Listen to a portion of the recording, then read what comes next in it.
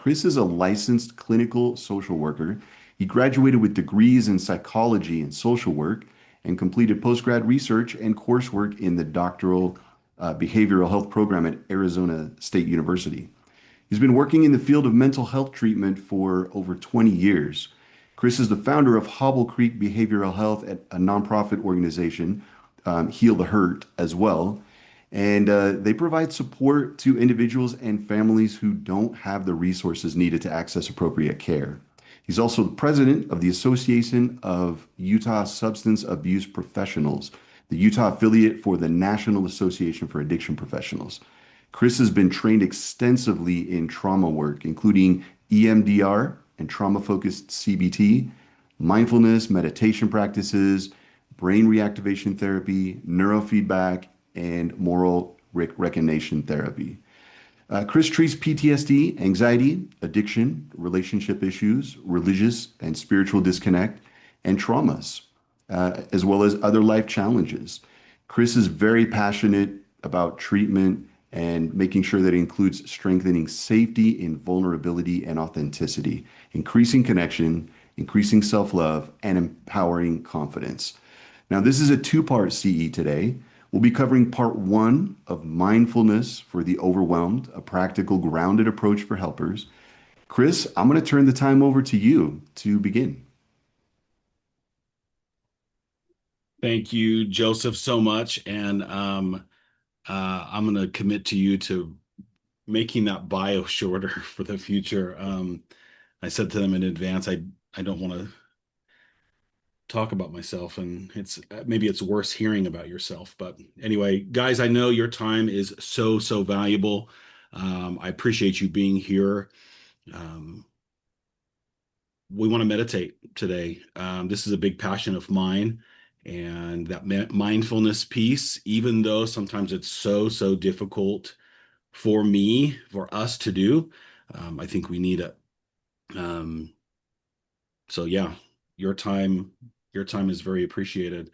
I'd mentioned as well, I'm not really interested in rushing through the slides and the presentation to get to the Q&A section. I would much rather along the way, if there's something that comes up or a question that you have or something you disagree with, or you've tried this and it doesn't work, please chat. Let's have conversation about that.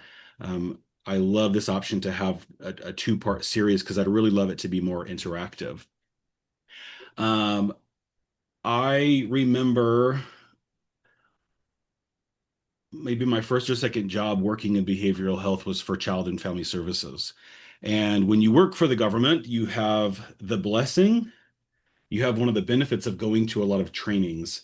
And I remember going to a training at, I don't know, one of the ski resorts. And this was the only self-care workshop I went to where we actually did self-care. Everything else, historically, for me, at least in my experience, has been theory, where we talk about it. We talk about breathing. We talk about meditation. We talk about all that stuff that then you got to take back to your caseload, take back to your clients, take back to your employment, and implement those things. So this one was that I remember 20 years ago, where we actually did meditation, mindfulness. It was a walking meditation up there at one of the ski resorts.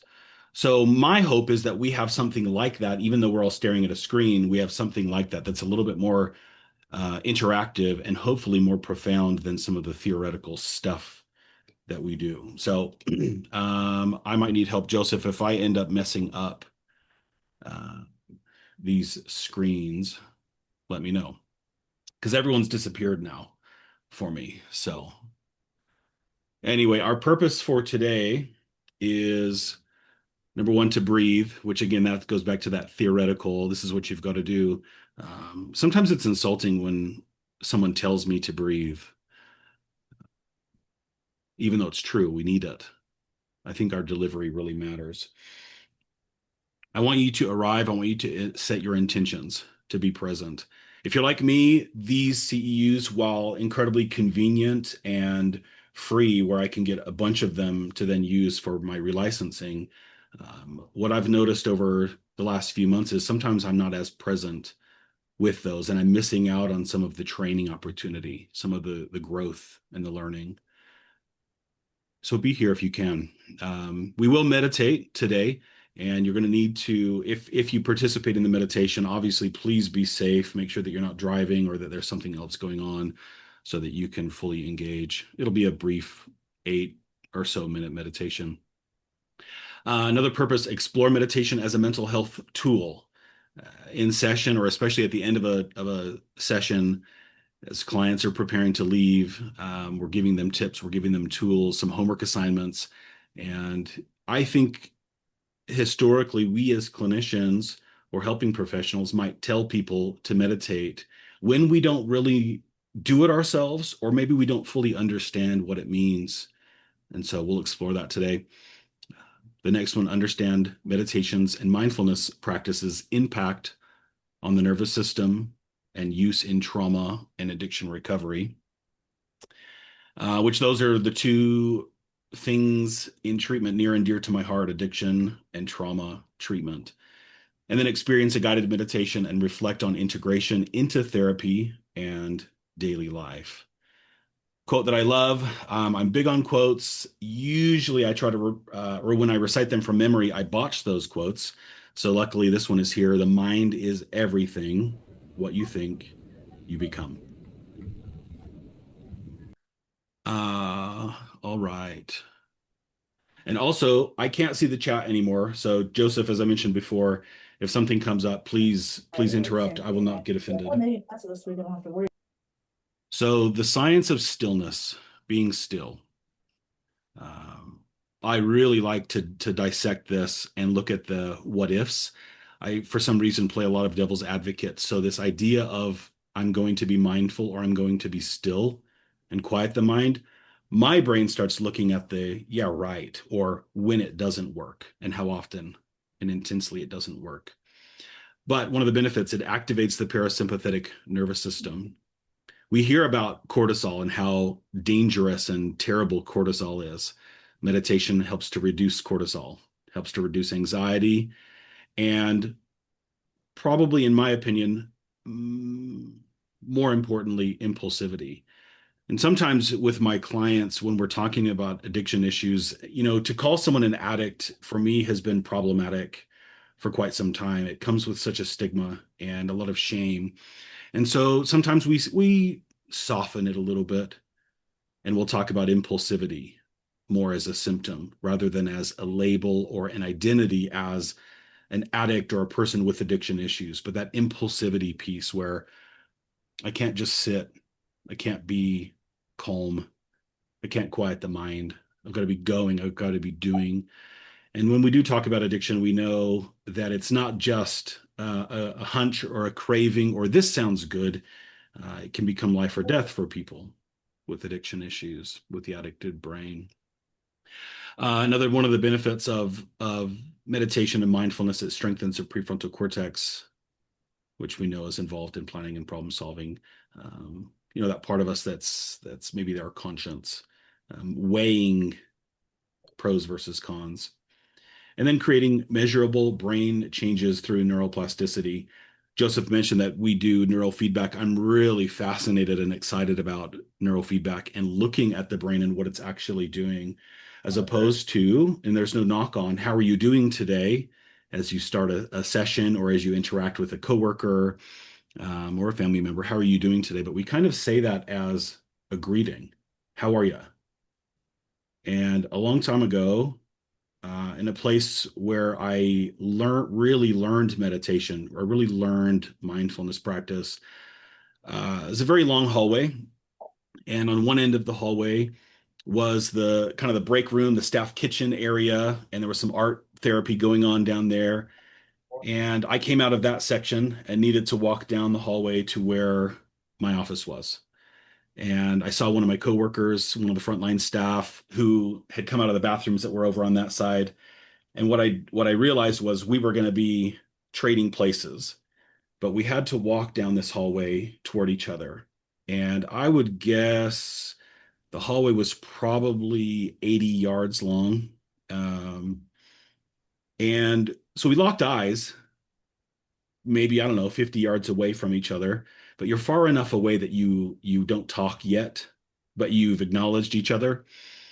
And so we're walking down, continuing to walk toward each other down the hallway, and I'm looking at the wall, at the art. I'm kind of, oh, I've never seen that before. That's interesting, you know. And then we're close enough to greet each other.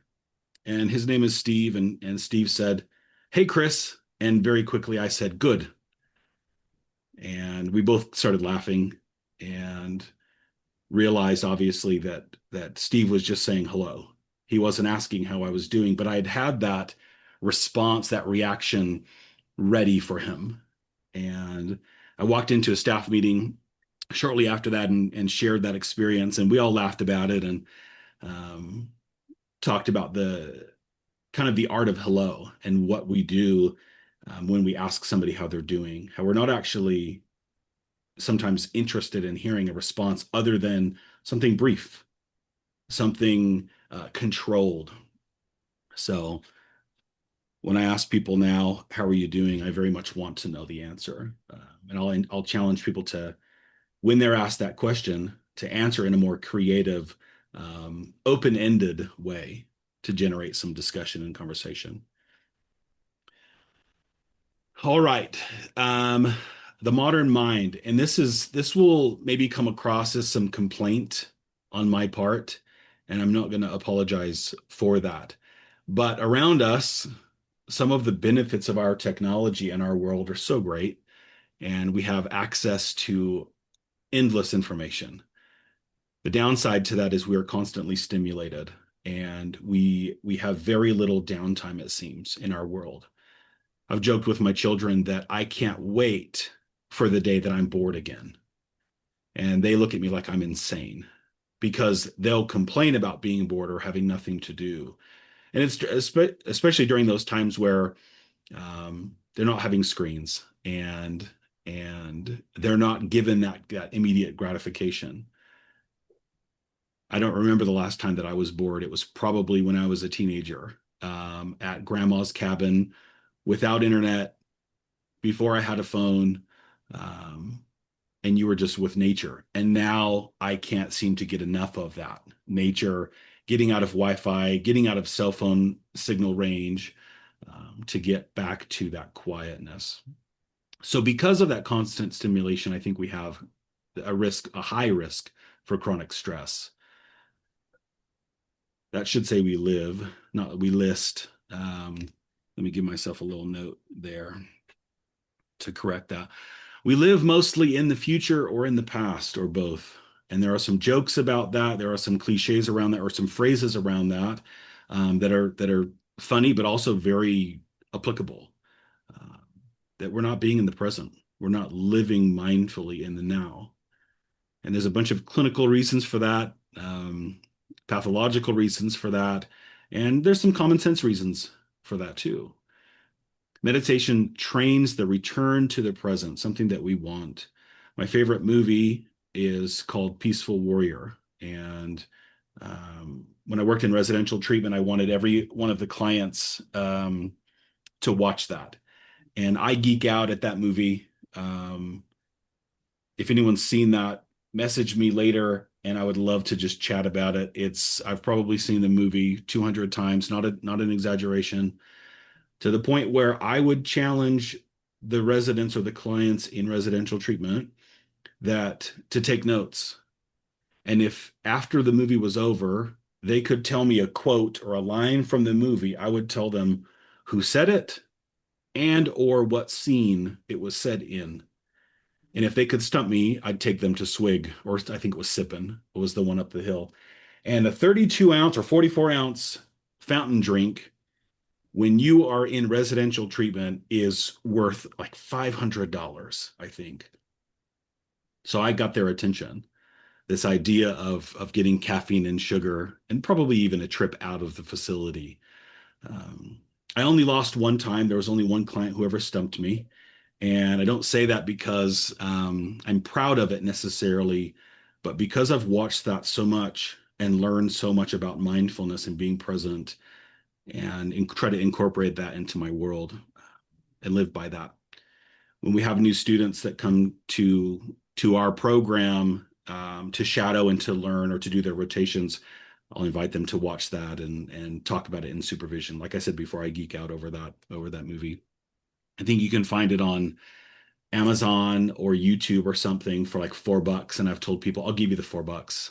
I just want to talk about it and hear how you've implemented those things into your world. Last line here, the goal isn't to empty the mind, but to observe without, excuse me, but to observe it without judgment. That's a really, really tall task to observe, but to withhold judgment. Especially, I think, in our world today where there is so much comparison, there is so much, yeah, but there is so much, but let me tell you my story, and who's to this and not enough that kind of, I think, chronic condition that we have as a society. So emptying the mind, noticing, paying attention, just seeing what's there without analyzing or without judging. All right. So when I presented this in the past, I brought swag for whoever got the answer correctly. I'm going to, pardon the interruption, we're going to exit out of this for a second and then come back so I can pull up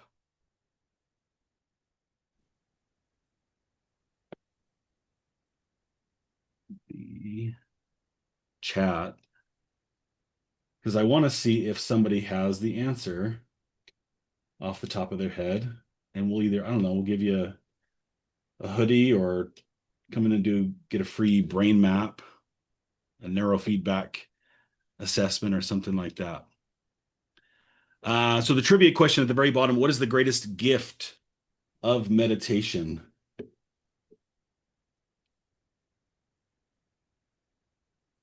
Joseph and Summer, if you guys can kind of monitor that too. Yeah, we're getting a lot of responses. We've got presence, the present, time, present moment, freedom, peace, honoring what is, being present in the moment. A lot of people saying peace of mind, a pause before reaction, connection, stillness, a quiet mind, self-awareness, nirvana, myself, someone said, freeing the mind, becoming coherent with yourself. Good nap. I love it. Absolutely. Absolutely. I haven't seen one answer so far that I would say is wrong or not applicable or something like that. So, um, let's see. Very good. Sometimes in the office when I feel like, I don't know if anyone else is in private practice or administration or something, and you feel like you haven't seen anybody other than your client who comes in and out, right? Um, and a whole day has gone by, and then you step out and you see your coworkers, and or if you're on meetings or something. Sometimes I joke that I'm in here having a nap, and so I think it was Rick that said a good nap. I agree, absolutely. In fact, when I first learned how to meditate, um, I was actually struggling greatly with insomnia. There were some circumstances going on in my life. I had just graduated, gotten my MSW. I was then working full time and then some, as social workers and therapists and people in this field. I'm in that generation where we all moonlit. We all had to moonlight to make it. And I would work until 9 in the prison, and then I would commute home, and I needed to unwind. I was not ready to go to sleep. I needed some kind of distraction. And so I'd watch Comedy Central, or I don't know what I would do. I'd catch up on Sports Center and those kinds of things. But I found myself at 12 and 1 and 2 ruminating, not being able to sleep. And I was stressed. There were things happening in the world that in my life that were definitely valid causes for my inability to sleep and to be quiet and calm and all of this. Um, And I found meditation. I found some guided meditations that I liked because the sound, the tone, the person's voice, if they're guiding you, that absolutely matters. And there are some apps out there that look beautiful and wonderful and so calming, but then maybe there's a person who's reading that guided meditation and it just didn't sit with me. So I finally found something that worked perfectly, and it was in a an accent that puts me immediately at the ocean, on the beach, like in a hammock in my mind. I just feel so calm. And I downloaded those to my phone. I would put that on my bedside table. I would hit play and I would listen to, 5 minutes. Some of those meditations were 5 minutes, some were 10 or 20, but it would just cycle through all of them. And I started falling asleep. And at some point in the night, I would wake up, realize it was still going, and I'd lean over, just press pause or turn the volume down or turn it off or whatever, and I'd go back to sleep. So for me, meditation, guided meditation specifically, cured my insomnia. It taught me how to quiet my mind. It didn't solve my problems. It didn't make everything go away, but it gave me the ability to compartmentalize it. Um, Hey, Chris, someone asked what the app was that you were using. uh, so I was referencing the Calm app, and the Calm app wasn't. I don't know that it was around back then, but I just found some guided meditations, and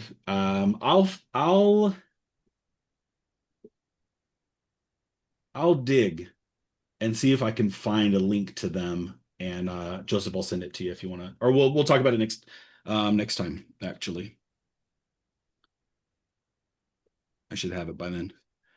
But no, I like the Calm app. I think the Calm app is beautiful. And hopefully, what I said a moment ago isn't me putting my foot in my mouth, that sometimes the tone of voice that somebody reads a guided meditation with doesn't soothe me. Um, a lot of people's voices do, but I'm inviting you to be selfish with this. Surround yourself with those things that will be calming and soothing. So, all right, let's go back to this one.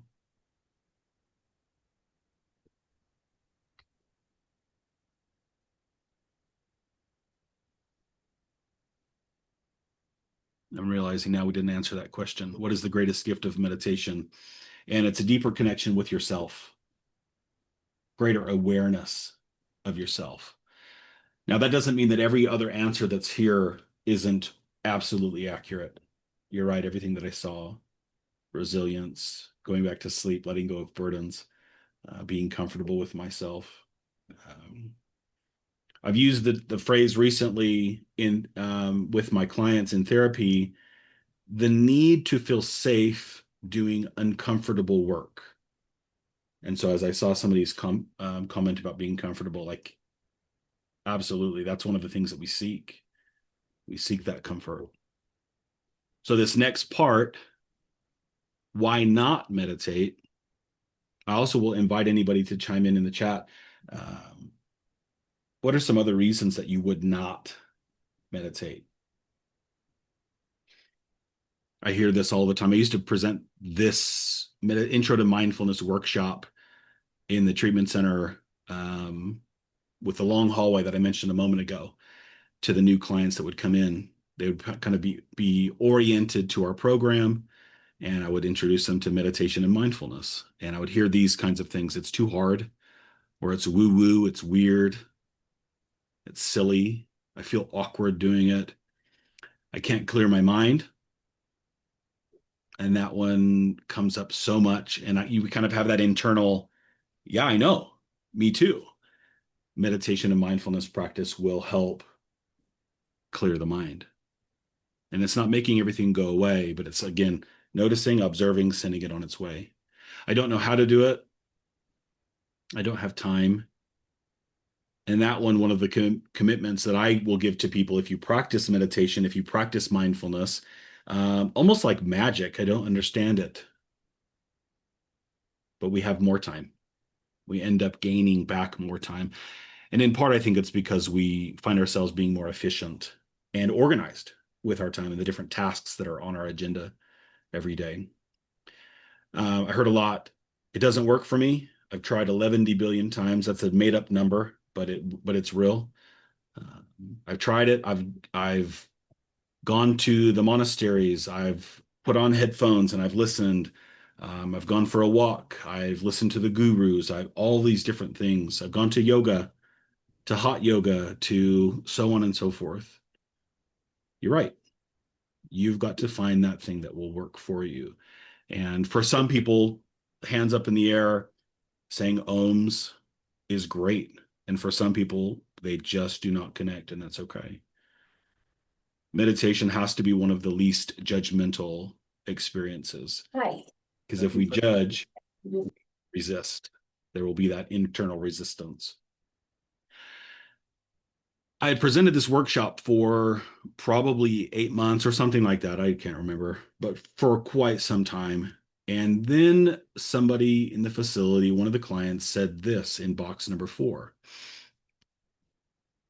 Now, I always struggle sharing this or reading it even. She said, if I clear my mind of all the distractions, I'll remember what happened to me. And I was speechless. I was dumbfounded. I had no answer. That was a moment for me where I realized meditation wasn't just some task or some hobby or some fun thing or some self-care kind of shallow technique. It could be life-saving for somebody. And again, I was speechless. And I had to get some supervision around that. I had to talk about that. I had to explore and get some help. How do we respond to somebody with complex trauma, abuse, witnessing things that the brain is not, I believe the brain was not designed to witness or to endure?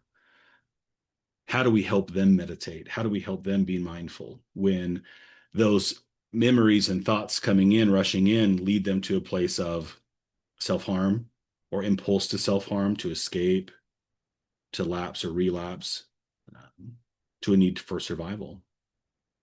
So across the spectrum of reasons, it's too hard. I don't want to do it. I saw somebody say, like, it's boring. Absolutely.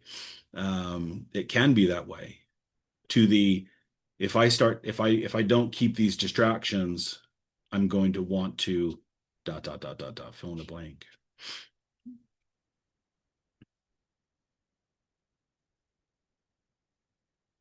I want to talk about the 3 levels of consciousness. First one being the unconscious. And in that, we'll talk about multitasking, doing a bunch of different things at once. And I think in this helping profession, we tend to do that. We tend to be doing a bunch of different things all at once. And I will teach people to do one thing at a time, to single task, while simultaneously doing 19 different things. So a different way of saying that is it's a lot easier said than done.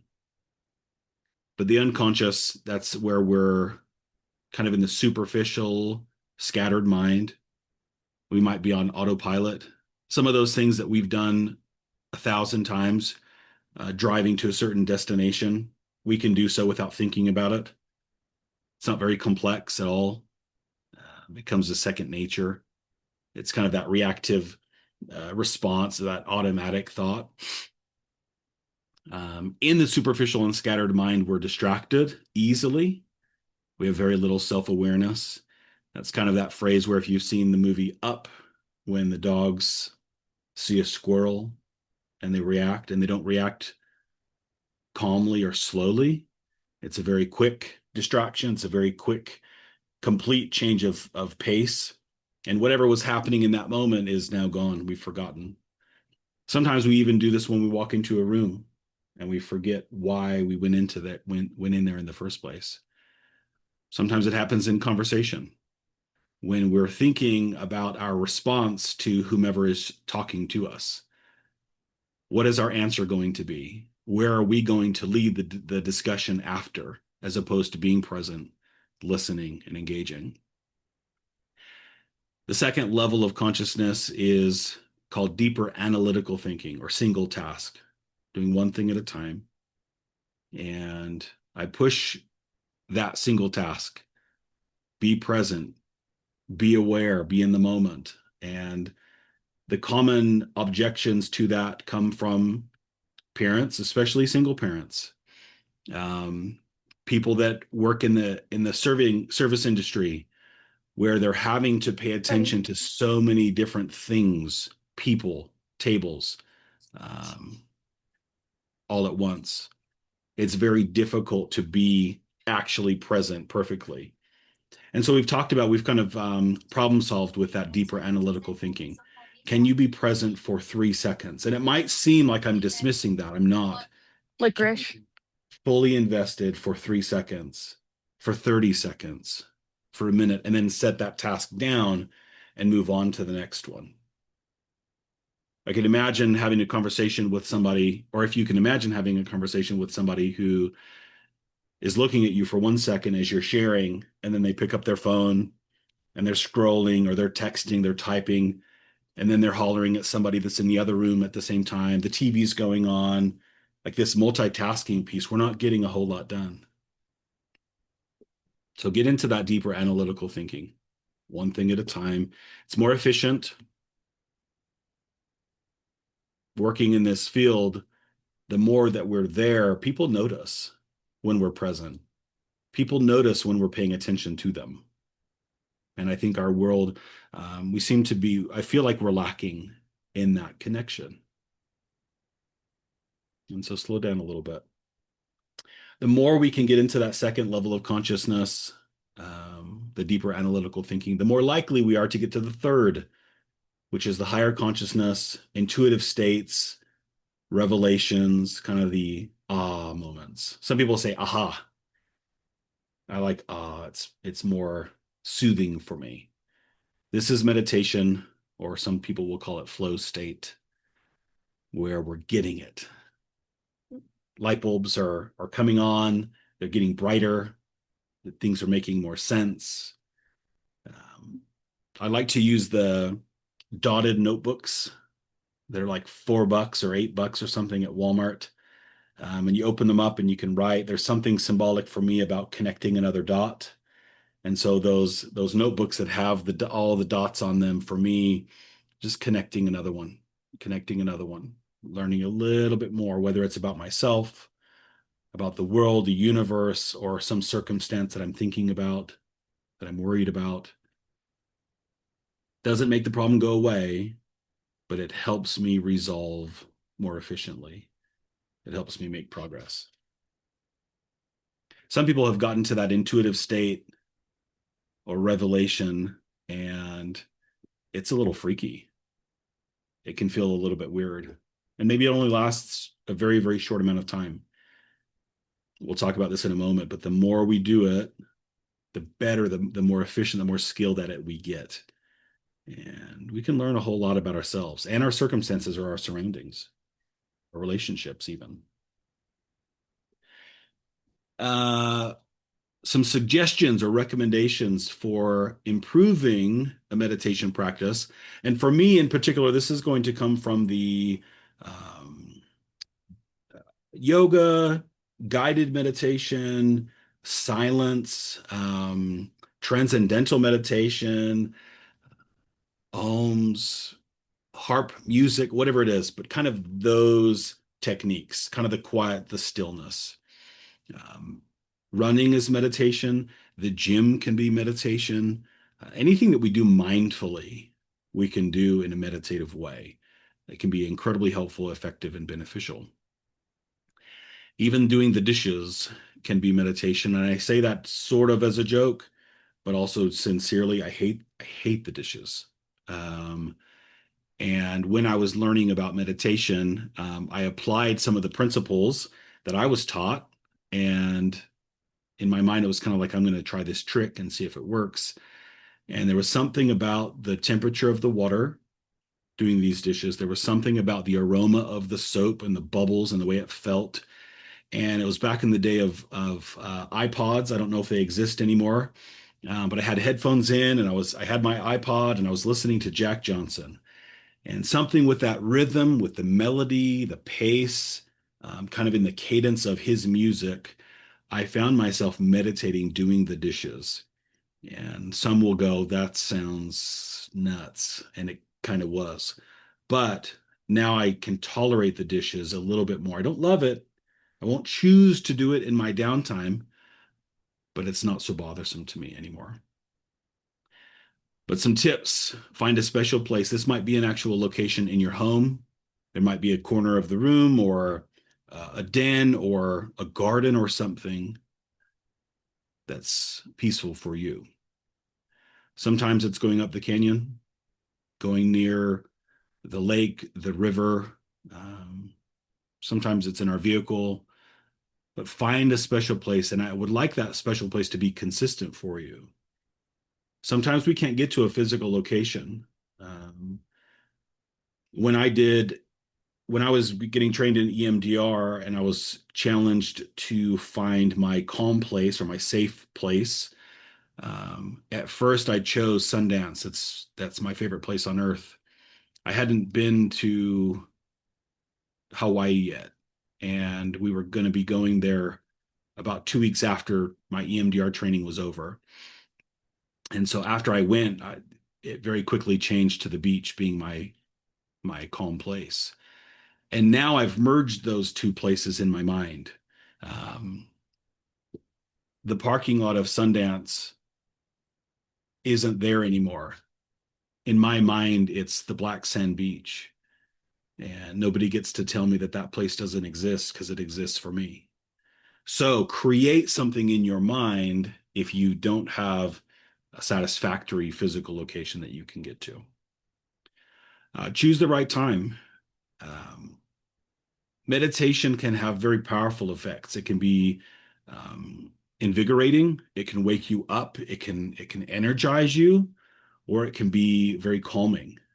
It can be quieting. And so be mindful of how you meditate. You don't want to do a calming or relaxation meditation first thing in the morning. It's going to make us want to get back in bed, maybe even be groggy for the morning or for the whole day. So there are meditations that will include movement, and then at night, close close your day. Allow yourself to calm and to fall asleep. Preparing physically is so important as well. Taking a hot shower can be very beneficial. Wearing loose fitting clothing so that you're not tugging at yourself or feeling uncomfortable or restricted. Aromas are very powerful. Some people are really sensitive to smell. Um, long time ago, I was working in a adolescent treatment center and I was trying to teach them meditation. And we would have therapy, we'd have a process group after lunch. And with these adolescent boys, and I'm from Phoenix, I was working in Phoenix, and it was summertime, and they would go out and have recess after lunch, and then they'd come into the group room, and we were going to do psychotherapy. And I'm pretty sensitive to smells, and so it was really difficult to stay present. So I started using some essential oils, and I just put some either near me or on my hands, and I'd sit like this in group. Uh, Rather than insulting somebody about their hygiene, I recognized how I could change it so I could still have a good experience.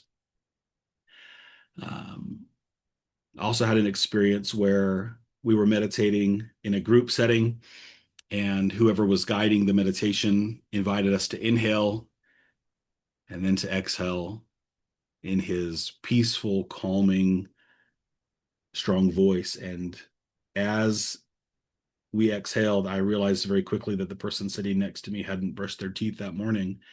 And when I was kind of getting into that third level of consciousness, I was getting into that flow, and here came that aroma, and it pulled me out. I allowed myself to come out of that space. So just be mindful of those things. Do it to your preference, but get comfortable. The fourth one, sit straight and relaxed. A lot of times when we meditate, it's convenient or comfortable to lie down, and that's great if you're preparing to go to bed, if it's time to go to sleep. But sitting up straight, allowing allowing the body to open up and to expand as you breathe in, and then trying to empty the chest, empty the belly as you exhale. Chris, we have a question in the chat. Clint is asking how someone can tell when their meditation practice is genuinely transforming them, not just soothing them. That's a really good question. Will you, okay, so it's genuinely transforming, not just soothing. I would be interested in knowing what the soothing looks like, tracking that, and then expanding that. Meaning, um, if I've never done meditation before, I might not know what is soothing to me other than for literally for me, turning on Sports Center, watching the game, um, turning on some music, running around in the yard with kids and those kinds of things. Um, those are some of my coping skills. Those are soothing to me. But that transformation, if I'm reading into this a little correctly, um, I want to notice a change in my blood pressure. I want to notice a change in my heart rate, my breathing patterns. I want my brain to be showing me that I'm changing. That's going to come with more time. And it might be fascinating. This is a little plug for neurofeedback to look at your brain and the way it's it's activated in times of stress and how regulated or dysregulated it might be. Um, that'd be very fascinating to me. I don't want to give the answer of, well, you just know, because I think that's a cop out. I think that's not realistic. But you kind of just know. We start reacting more slowly. And I don't mean that we're sluggish. I mean we aren't reactive. When somebody looks at me wrong, I'll use that as kind of a silly example. When someone looks at me wrong, I don't take offense to it. I'm calmer. It's not about me, it's about something else. I think of the one of the examples when somebody speeds past me on the road on the freeway, and what do we assume? That person's a jerk. How dare they insult me? How dare they pass me, right? And we've been taught for, I don't know, years and years to consider that maybe that person's in an emergency situation. Maybe they're rushing somewhere. So our reactions change. I would invite this test, ask people to just notice how you are today. And then in a month, 3 months, if you're meditating on or trying to meditate on a regular basis, ask them how you are then, your energy level, your countenance. Write it in a journal as well. Um, my friend Jason that I saw on here earlier, I don't know if he's still on here, but a long time ago, Jason introduced me to the values daily inventory. And I use that with my clients to have them identify what their values are, and then the opposite of those values and rate themselves how they did living their value that day. And so maybe that's a method for us to decide how we change over time. Noticing those little subtle changes, those subtle improvements. The transformation with meditation and mindfulness is not going to happen overnight. I wish it did. The addictive part of me is like, I want these results yesterday. It's on like some menu. I want that transformation. Give it to me now. How much money do I have to pay? Or how many times do I say, yes, I'll do it for me to get the benefits? So maybe that answer is more of the cop out of you're going to know, you're going to be able to tell. People will notice. This isn't going to solve your problems or the world's problems, but you will be way more efficient in handling them. You'll be way more successful at organizing your life. And as I say that, I'm like, you just have to pay me this amount of money. This is free. You don't have to do it my way or someone else's way. but figuring out that way to connect, to be mindful, to be present. I mentioned earlier about doing dishes and meditating, or jogging or running or walking and meditation, being in the canyon, being in the mountains, in the woods, at the ocean, uh, guided meditation. That's for me is the simplest because I just have to put in those headphones. But with a consistent practice, and I think journaling, that's going to be the best way for you to recognize the transformation that it's happened. And to whomever asked that question, or anyone else who's curious about that, I would love to hear after the fact, like send a message. My email's there somewhere. Send me a message and just tell me I tried it and these are my results. I really do enjoy hearing what this does for people. And Joseph mentioned the moral recognition therapy training that I did however long ago. There's a step in that program in MRT that's called the things in my life, and you have to do your worries, wants, and needs. I'm glad we have two parts for this because otherwise we wouldn't get through all of the slides. But in that exercise, I'm supposed to list, or the participant is supposed to list three things that they worry about most in this life, what they want to have happen with those things, and why they need it, or what they need to do in order for that worry to be resolved. And as the facilitator, you have the person present, and then you ask them this question about each worry, want, and need. Are you doing everything within your power for this thing to be resolved? And if they answer yes, then the response is, then what are you worried about? Meaning, you're doing your part, you're doing everything you can. And it invites, I know it's not this easy or simple, but it invites that letting go, this radical acceptance, that surrender. If the person's response is no, I'm not doing everything within my power, the answer is the same. Then what are you worrying about? Because it invites that revelation of, oh, I've still got work to do. I still need to, whatever those steps are. And I like to present it in a gentle way. It's not a shaming, well, you're not doing your part, therefore you don't get the benefit, whatever it is. We recognize that this is a slow and steady process. That next tip right there. Slow and steady wins the race. I just got invited to a 5K in May for suicide prevention. And I love signing up for 5Ks because it means I have to now train.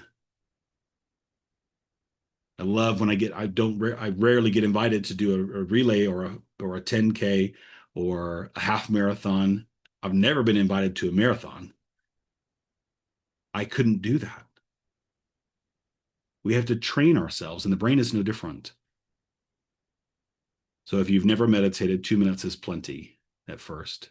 And it might even be a tall order, 2 minutes. Work on 5 minutes, get to 10 minutes, and so on. Music is incredibly powerful. When I presented the workshop, I was very pushy around gentle, calming music, classical music, the use of instruments. And somebody said to me in the workshop, said, "Nope, I like to listen to Megadeth and Metallica when I meditate." And that part of me that, like, nope, you're wrong, was quieted, was was calmed, and I just listened. Okay, do that thing that makes you come alive, that brings you to the present moment.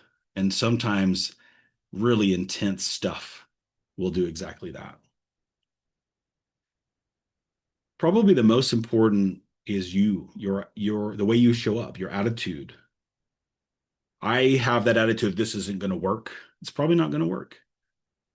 It's not magic.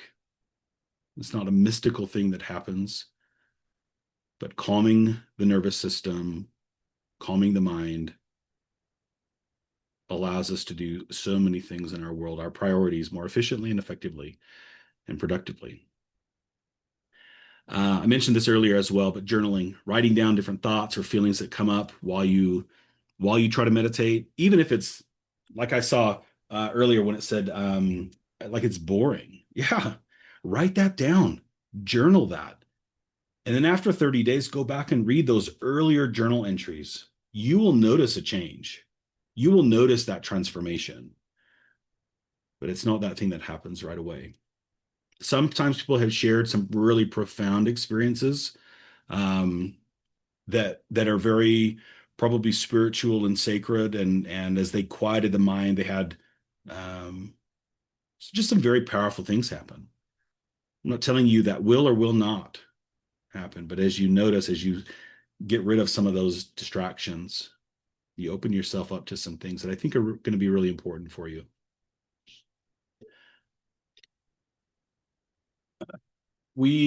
I think, should press pause now um, for those that will have a 1 o'clock and need to get prepped for that.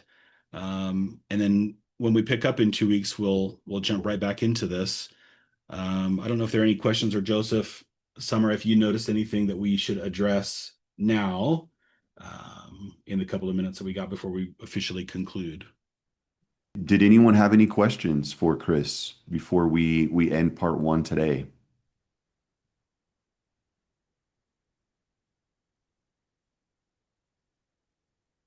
I know a few of you were asking about the movie that Chris had mentioned. You said it was Peaceful Warrior, correct, Yep. Chris? Peaceful Warrior. I do not get a kickback if you go spend the $4. I promise you that. I did tattoo the three rules of life from that book onto my wrist. Um, it was that profound. So again, I geek out over it. And yes, Paris, it is such a good movie. We were going to do a shorter meditation today, and we didn't get to that, but we'll meditate together next time. So, but yeah, Peaceful Warrior.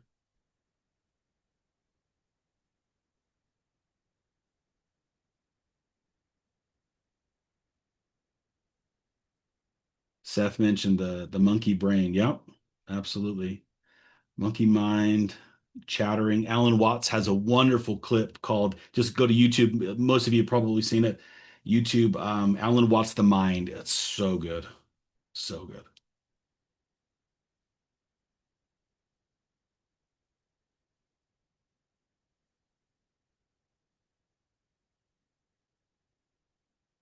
Insight Timer is a great app as well.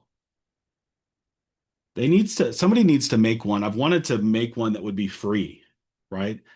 Everyone, social workers and psychologists and counselors, like we give so much. I want one of those apps to say, you know what, we're going to give you a free subscription for life. I know some of them do it for like educators and teachers and stuff, or first responders. So if anybody knows of one, send it my way.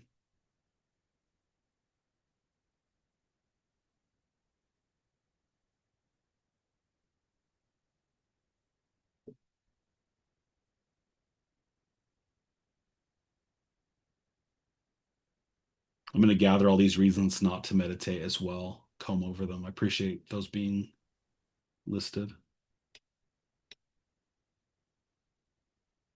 Also, Clint just dropped in a really good resource. He says that BYU CAP's website offers free meditation recordings, and he dropped a link in the chat.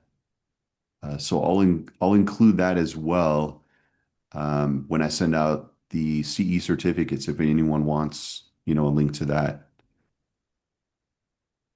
That'll be amazing. I just pulled that up. Thank you, Clint.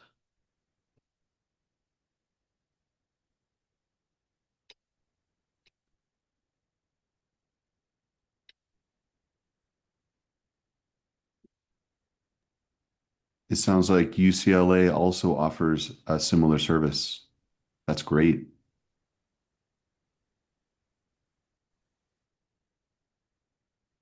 I'm a Sun Devil, so I can't get behind anything UCLA. I'm sorry. That's a joke. That's a joke. Sorry, bad joke. Sorry if there's any Bruins. Well,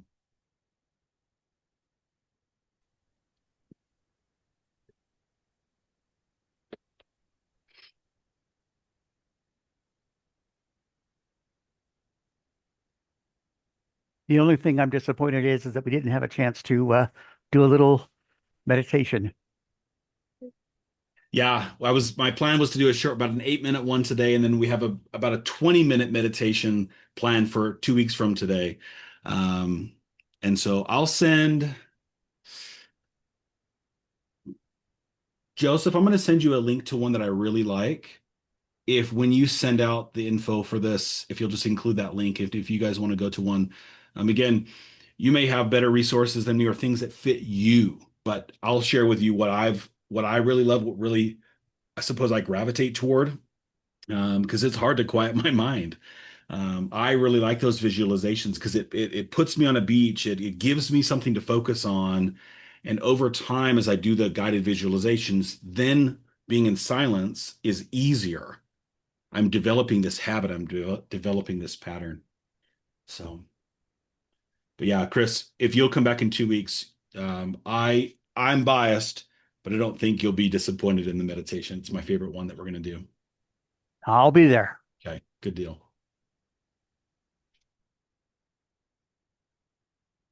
Oh, Seth, I'm going to chat with you. Meditation with teens is a unique challenge. Let's have a little conversation about that. It's difficult, but it's good. Kaiser, UCLA. Thanks, Callie.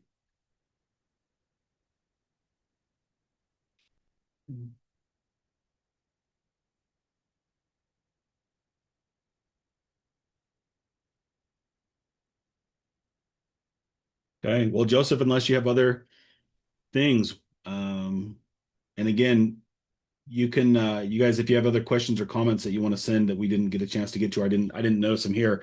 My email's chris@hobblecreek.org. Send me a message and I'd love to chat. Again, hear the pros and cons, the successes and the failures with this whole mindfulness thing. I personally think this is more important than a lot of the things I've been trained in the past. I'm not suggesting this course, but being present, learning to be calm, learning to accept what is in the moment is so crucial for our people to succeed. So. Well, I just want to thank everyone for having joined us today. This was an amazing presentation. Chris, thank you so much for your time and your preparation.